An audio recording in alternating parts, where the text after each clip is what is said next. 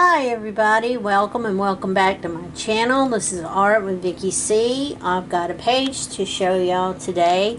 This is in a new journal that I started, and I did usually don't do like a reading journal type thing, but this time I did, and these are the books read in June 2025. I got the images off the internet or off of my Kindle and just used my little Kodak phone printer.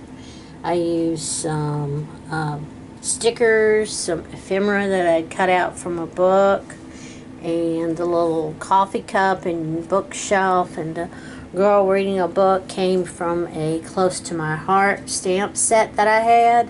As some of you know, Close to My Heart is not in business anymore. They went completely out of business. I really hate that because they had really good stuff. But here are the books that I read. Death on the Boardwalk by Caleb, and I think his name is pronounced Weigall.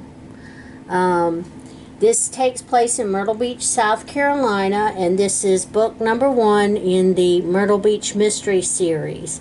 There's also a prequel to this book called The Brass Key, which I would suggest you read. It gives a little bit information about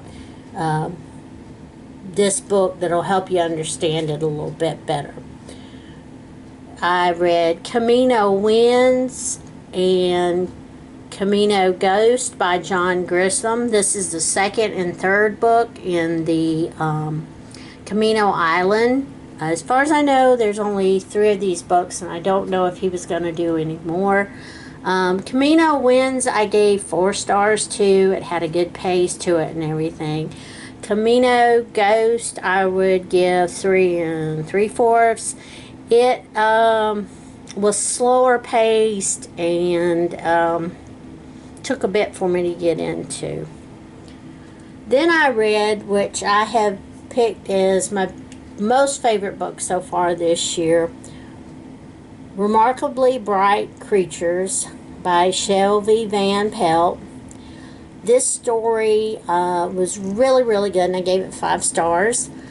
It tells about an older woman, a younger man. She's a senior citizen, and he's been kind of messing up and stuff.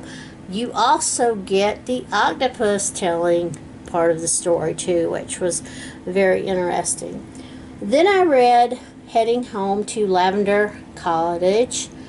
This is a very light romance book. Another one that was a bit slow for me to get into, but I gave it 4 stars. I read this on Kindle. Then I read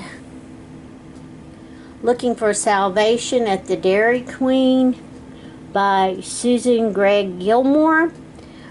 This is about a young girl who wants nothing more than to get out of her little small Georgia town and go to big Atlanta and just do something with her life. And things kind of get turned around, and things she thought she knew, she found out she didn't.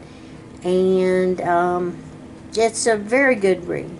So this was the page that I did for that.